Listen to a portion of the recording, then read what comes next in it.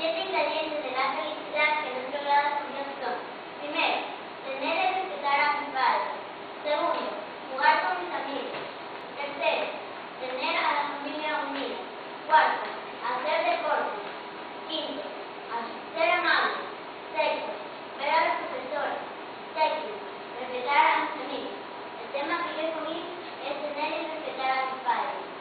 Ya todos los niños saben que a veces hay algunos niños que no quieren a sus madres, porque ya solamente las quieren cuando las mamás están enfermas o están a punto de morir.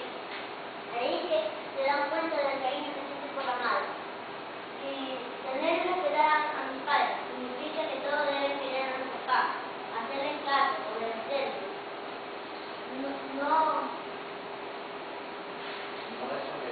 No desobedecerles, porque nuestros padres fueron los que nos dieron la vida. Gracias.